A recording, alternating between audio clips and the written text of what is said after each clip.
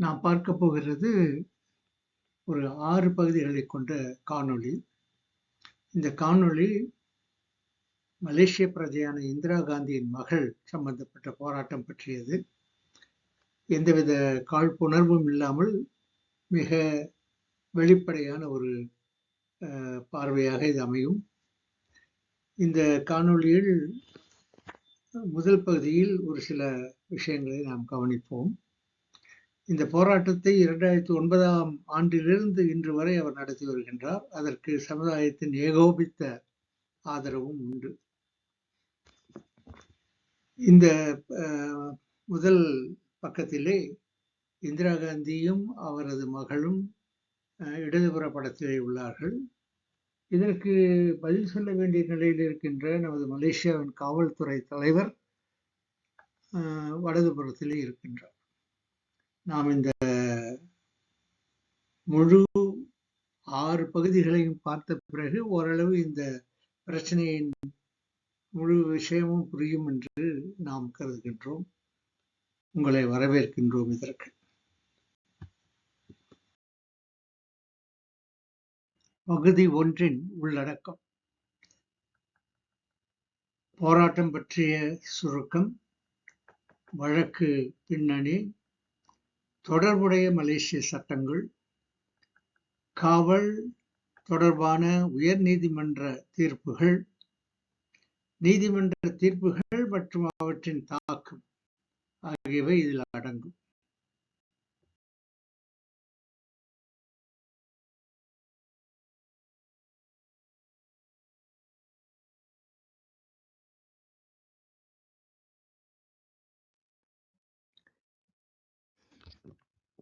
போராட்டம் பற்றிய சுருக்கம்: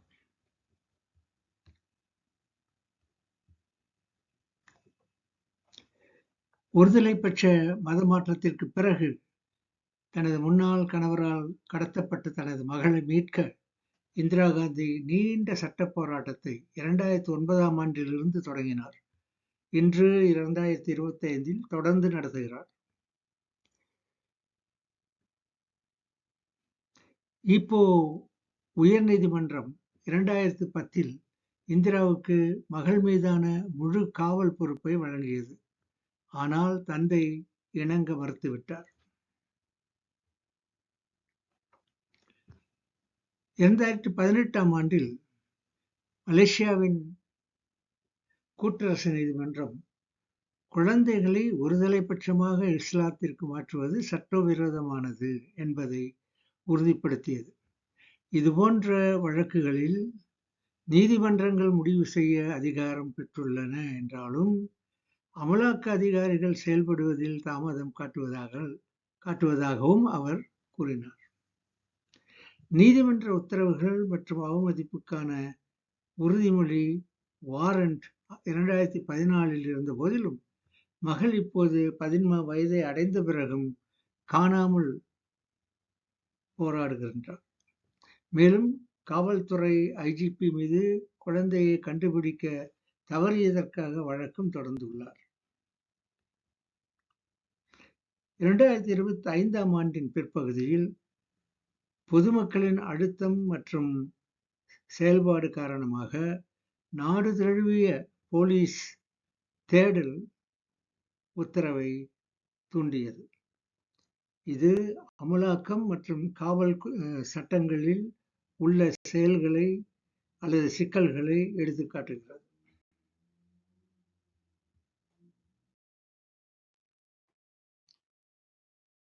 வழக்கின் பின்னணியை இப்போது பார்ப்போம்.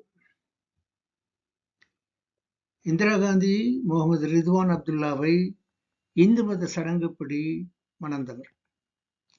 அவர்களுக்கு 3 குழந்தைகள் பிறந்தனர். ரிதுவான் பின்னர் மதம் மாறினார். அப்படியே அவர் கூறினார்.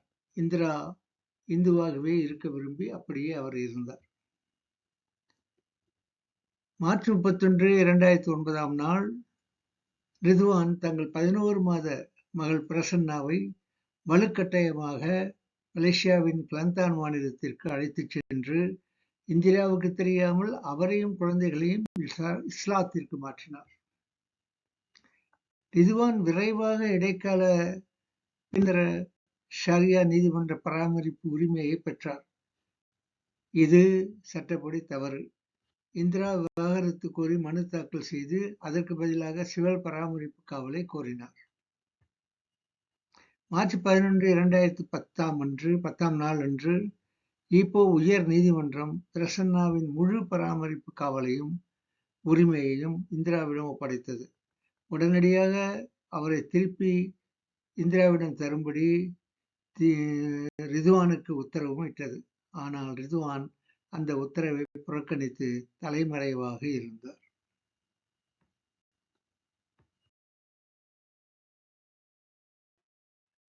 சட்ட கட்டமைப்பு. மலேசியாவில் 2 வித சட்டங்கள் உண்டு. ஒன்று சிவில், இன்னொன்று ஷாரியா.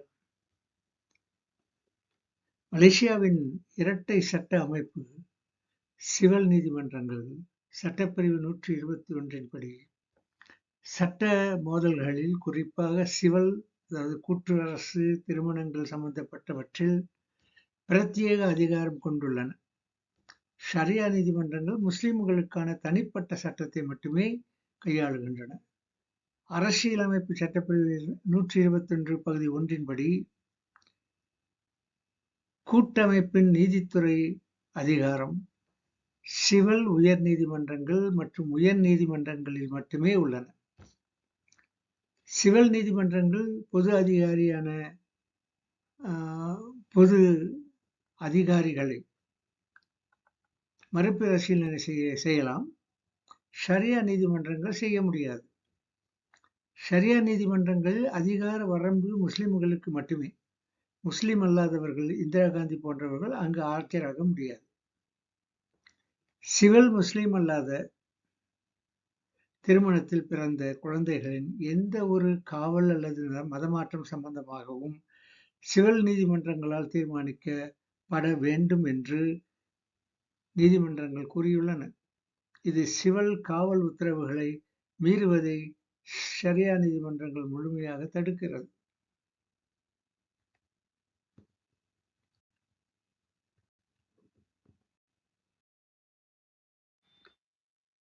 தொடர்புடைய மலேசிய சட்டங்கள்.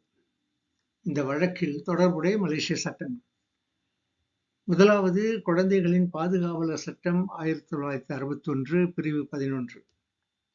இந்த சட்டம் முஸ்லிம் அல்லாதவர்களுக்கு குழந்தையின் காவலில் பராமரிப்பு நலனை மிக முக்கியமானதாக கருத வேண்டும் என்பது.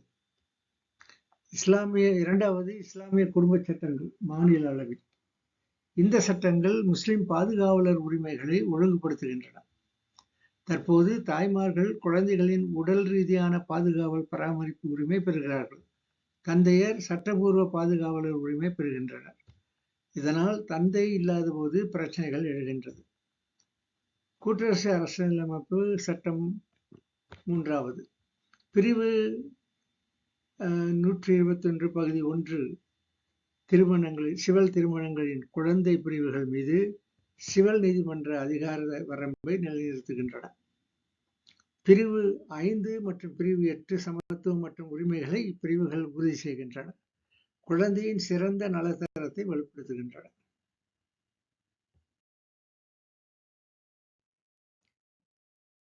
இப்போது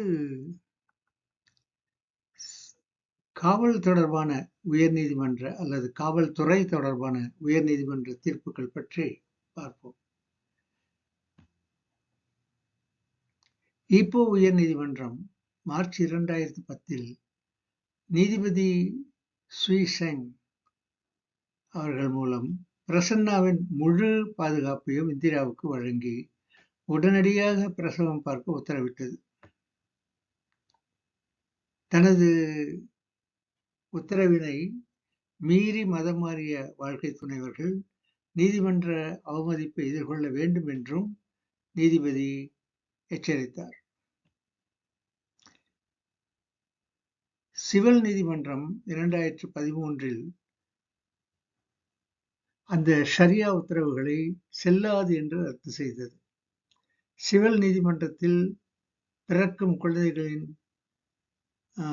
அனைத்து விஷயங்களும் சிவில் சட்டத்தின் கீழ் தீர்க்கப்பட வேண்டும் என்றும் மதமாற்றச் சான்றிதழ் மற்றும் ஷரியா காவலை ரத்து செய்ய வேண்டும் என்றும் சிவில் நீதிமன்றம் தீர்ப்பளித்தது.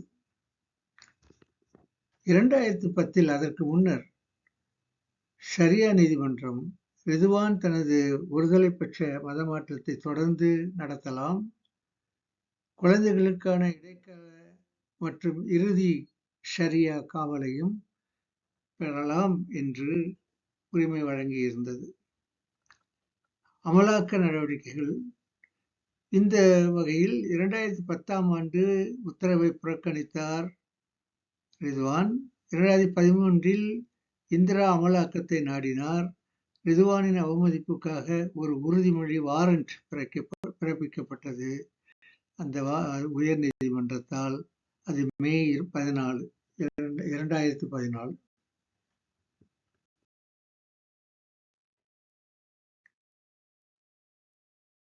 கூட்டரசு நீதிமன்ற தீர்ப்புகள் மற்றும் அவற்றின் தாக்கம் பற்றி இப்போது பார்ப்போம்.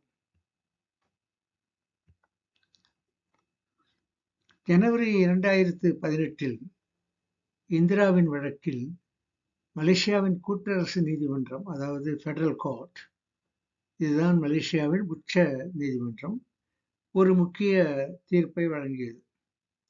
பெற்றோர் இருவரின் சம்மதமும் இல்லாமல் ஒருதலை பட்சமாக ஒரு குழந்தையை இஸ்லாத்திற்கு மாற்றுவது அரசியலமைப்பிற்கு விரோதமானது மற்றும் அது செல்லாது என்பதை மீண்டும் கூட்டரசு நீதிமன்றம் உறுதிப்படுத்தியது. இதுபோன்ற விஷயங்களில் சிவில் நீதிமன்றங்களின் பிரத்யேக அதிகார வரம்பை, அதாவது பிரிவு 121 படி நீதிமன்றம் வலியுறுத்தியது. சிவில் திருமணங்களில் இருந்து வரும் குழந்தைகளின் பராமரிப்பை ஷாரியா நீதிமன்றங்கள் தீர்மானிக்க முடியாது என்பது தெளிவு.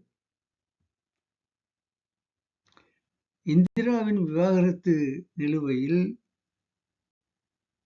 இருப்பதை கைவிடுதல் தொடர்பாக கூட்டரசு நீதிமன்றம் குறிப்பிட்டது. ஆனால் அது அதிகார வரம்பு பிரச்சனைகளில் கவனம் செலுத்துகிறது.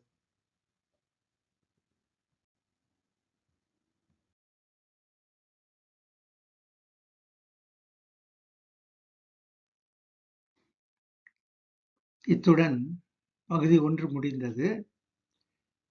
பகுதி 2ற்கு போகும் முன் ஒரு விஷயத்தை ஞாபகப்படுத்த விரும்புகின்றேன்.